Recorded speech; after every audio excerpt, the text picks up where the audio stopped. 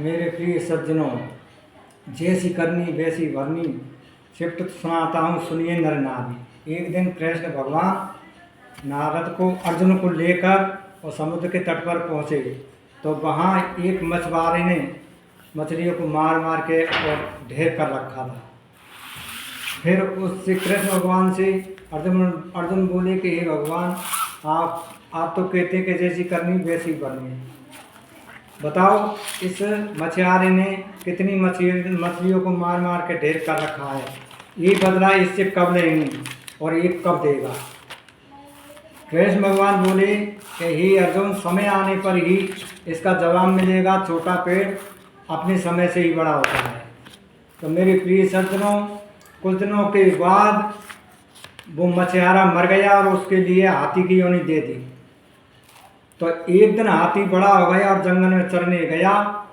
वहाँ पर उसको गर्दन में खुजली लगने लगी, खुजली चली और उसने अपनी गर्दन को दोसान के पेड़ में डाल करके और वो खुजारने लगा।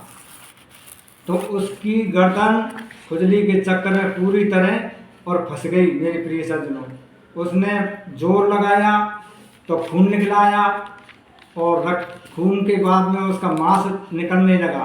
वर्षा का मौसम था और उसके बार बार में कीड़े पड़ गए। मेरे प्रिय सज्जनों, एक दिन के बाद फिर कृष्ण भगवान और अर्जुन उसी जगह पर पहुंच जाते हैं।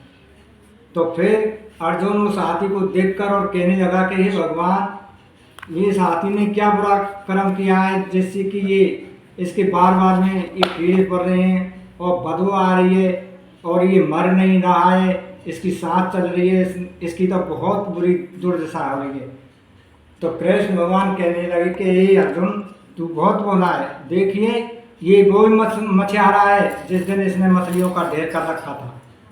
आज वही मछली इसके तन में कीड़ा पड़ के और इससे बदला ले रही है और इसको वो बदला देना पड़ रहा है। मेरे प्रिय सज्जनों, ये सुनकर अर्जुन सोच में पड़ गया। तो मेरे प्रिय सज्जनों, बदला देना पड़ता है। देखिए, राम अवतार में, रामायण में श्री रामचंद्र जी ने बाली के छुप के बांध दिया था और बाली मर गया। उसके बाद में वही बाली जरासंध भील बनकर राम कृष्ण अवतार में आया और कृष्ण जी एक पीपल के पेड़ के नीचे सो रहे थे। उस जरासंध ने उसमें बांध दिया कृष्ण भगवान के और उनके पैर में लगा। कृष्ण भगवान मृत्यु की ओर चले गए।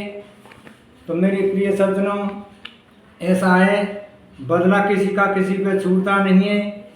इसलिए किसी के साथ किसी को बच्चों सिंह कहे समझाए, कोई के साथ ना कोई करो बुरा है, किसी के साथ कोई बुरा ना कीजिए। इसी के साथ ये चिफ्ट समाप्त होता है। आप सभी को मेरी ओर से जय सच्चिदानंद सतगुरु भगवान की।